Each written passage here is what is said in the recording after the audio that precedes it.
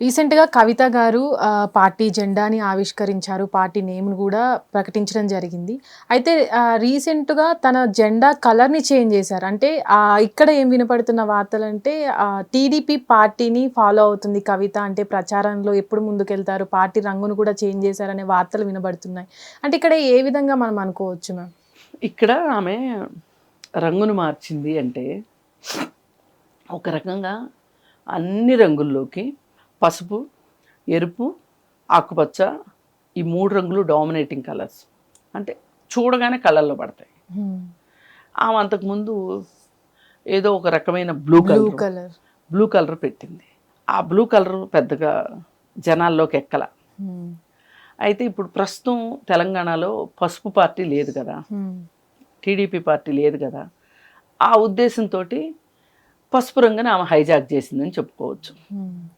ఇప్పుడు స్టార్టింగ్లోనే ఏదో అంటారే ఆదిలోనే హంసపాదులాగా ఈమె అసలు రంగు సెలెక్ట్ చేసుకునే దగ్గరే ఈమె ఇంత సతికిలు పడింది అంటే ఇక ఆ పార్టీ ఏమి నడుపుతుందండి? ఆవిడ కాపీ క్యాట్ అయిపోతుంది తప్పితే వేరే ఏమీ లేదు. అసలు ఆమె ఏదో ఒక భ్రమలో పార్టీ పెట్టడము, ఇంకొక భ్రమలో సీఎంను అవుతాను అనుకోవటము, ఇంకొక భ్రమలో నేను మీ అందరికీ అమ్మని అని అనుకోవటం, ఆహార్యం మొత్తం మార్చుకోవటము, ఇదంతా చాలా చాలా నాటకీయంగా ఉంది, చాలా కృతకంగా ఉంది, ఎక్కడ న్యాచురల్గా లేదు. ఎవ్వరూ కూడా ఈమె ఒక పొలిటికల్ పార్టీ పెట్టి ఆ పొలిటికల్ పార్టీని పైకి తీసుకొస్తుందని కానీ పార్టీ ఈవిడిని తీసుకొస్తా ఈవిడ పార్టీని తీసుకొస్తా అనేది ఎవ్వరూ ఏమీ చెప్పలేని పరిస్థితి. అసలు ఇప్పుడు ఒక కొత్త పార్టీ వచ్చిందంటే ఒక సంచలనం లాగా ఉండాలి. ఒక 10 మంది మాట్లాడుకుంటే 10 మంది మాట్లాడుకునేటట్లు ఉండాలి. ఏ నలుగురు కలిసినా ఆ పార్టీ గురించి మాట్లాడుకునేటట్లు ఉండాలి. అసలు ఇప్పుడు చెప్పండి, అసలు ఆమె ఎక్కడా? పైగా మొన్న బండి సంజయ్ కొడుకు విషయం మాట్లాడేటప్పుడు రాజకీయాలకు సంబంధం లేని పిల్లోడు గురించి ఎందుకు ఇంత రాజకీయం చేస్తున్నారని మాట్లాడింది. తర్వాత మాట కూడా మార్చారు మళ్ళీ. అది ఎంత తప్పుడు మాట అంటే, అసలు రాజకీయాల్లో లేకపోతే వాళ్ళ అవినీతి గురించి కానీ వాళ్ళు చేసిన తప్పుల గురించి కానీ మాట్లాడకూడదా? మన సమాజంలో రాజకీయాలకు సంబంధం లేకోకుండా స్కాములు చేసేవాళ్ళు కావచ్చు, రాజకీయాలకు సంబంధం లేకోకుండా నేరాలు ఘోరాలు చేసేవాళ్ళు బోల్డ్ మంది ఉన్నారు. ఇక వాళ్ళందరి సంగతి మాట్లాడొద్దనా నీ ఉద్దేశం? నీ టార్గెట్ ఎంతసేపు ఎలా ఉంది అంటే, టీఆర్ఎస్ పార్టీ ఏదైతే ఉందో తన తండ్రి పెట్టిన టీఆర్ఎస్ పార్టీని అణిచివేస్తే కానీ వాళ్ళ సమాధుల మీద తను భవనం కట్టుకోవాలి అనుకుంటుంది. అందుకని వాళ్ళు ఏం చేస్తే అది తప్పు అంటుంది. గమనించారా మీరు?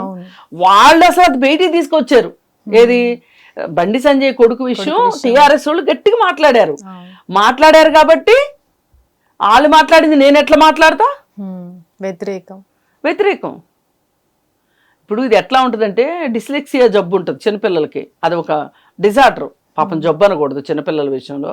డిస్లెక్సియా అని ఒక డిజార్డర్ ఉంటుంది. అదేంటంటే వాళ్ళు అక్షరాలని తిప్పి రాస్తారు. అర్థమైందా మీకు? ఇప్పుడు 2 ఉందనుకోండి, మనం ఇక్కడ 0 దగ్గర నుంచి మొదలెట్టి ఇట్లా తీసుకొస్తాం. వాళ్ళు ఏం చేస్తారు? పైనుంచి కిందకి రాస్తారు, ఉల్టా పల్టా రాస్తారు. ఇది చాలా మందికి ఉంటుంది. ఇది కన్ఫ్యూషన్ అనమాట. ఈ కన్ఫ్యూషన్ ఏదైతే ఉంటుందో అది ఈమె ఆ కన్ఫ్యూషన్లో కొట్టుకుపోతుంది. ఈమె కూడా అసలు ఆ డిస్లెక్సియా డిజార్డర్ ఉందని అనిపిస్తుంది. ఎందుకంటే ఏ పార్టీ అయినా ఏ వ్యక్తి అయినా వాళ్ళు మాట్లాడింది కరెక్ట్ అయితే మనం సపోర్ట్ ఇవ్వాలి. అంతేగాని నాకు ఇష్టం లేని వ్యక్తులు ఇది సపోర్ట్ చేస్తారంటే నేను వ్యతిరేకించాల్సిందే అంటే ఎట్లా కుదురుతుంది? అబాస్పాలు అయిపోము. అట్లా అబాస్పాలైంది. అట్లా ఇక మనం రోజు మీరు గమనించండి, ప్రతిరోజు ఏదో ఒక ఉల్టా పల్టా పని చేస్తుంది. ఇక కానీ రాబోయే ఎలక్షన్స్లో నేనే సీఎం అవుతా అని కూడా చాలాసార్లు ప్రకటించారు. ఆమెకు అంత ప్రజలు అంత ఛాన్స్ ఇస్తారంటారా? ఇప్పుడు చాలామంది కలలు కంటారండి. కలలు కనండి, కలలకి అవధులు లేవు అని మాట్లాడతారు. తప్పులేదు. ఆమె కూడా కల కంటుంది, కాదని ఎందుకనాలి మనం?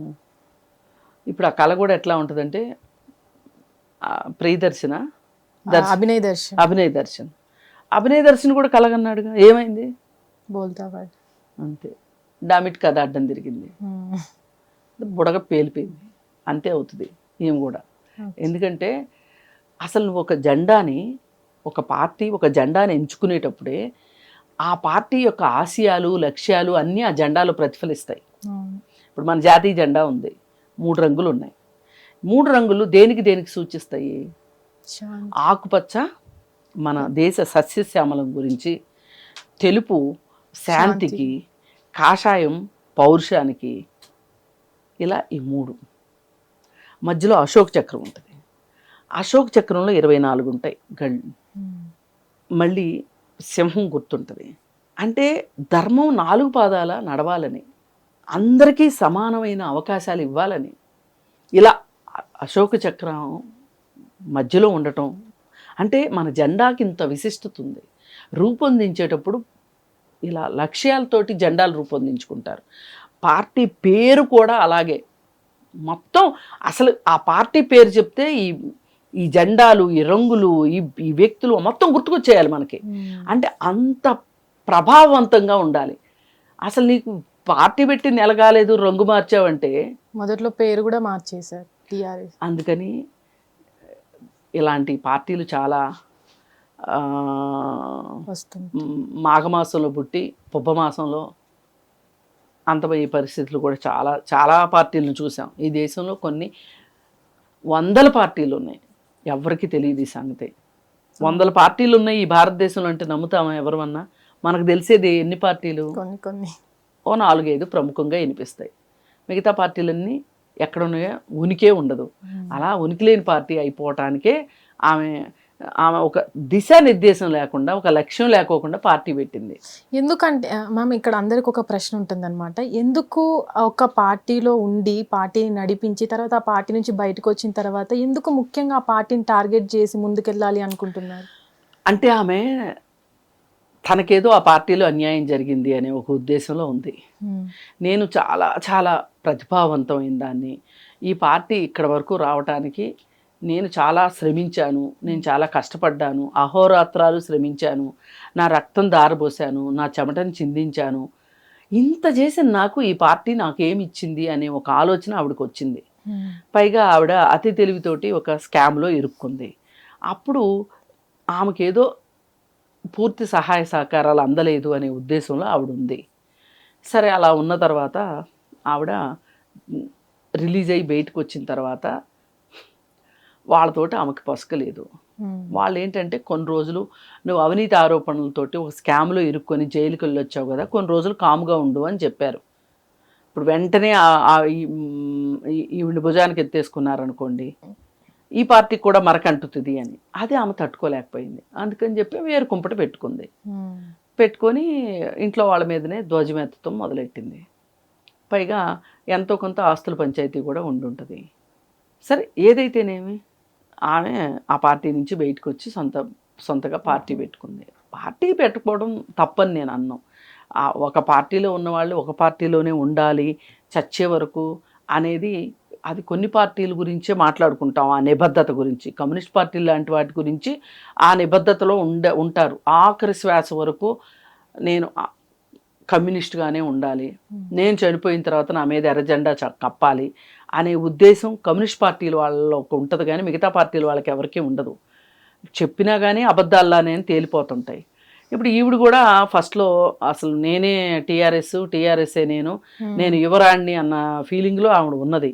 అది కాదమ్మా అని చెప్పారని చెప్పి ఆవిడకి వేరే పార్టీ పెట్టుకుంది. నేనే అధినేతని. ఇప్పుడు అవినీతికరమైన డబ్బులతోటి బిల్డింగులు సంపాదించుకున్నారు, బోలెడు డబ్బులు సంపాదించుకున్నారు, అన్నీ ఉన్నాయి. అవన్నీ ఇప్పుడు కాస్త ఖర్చు పెడితే ఏమైపోయింది? అయ్యోనా కష్టపడి సంపాదించిన డబ్బులా?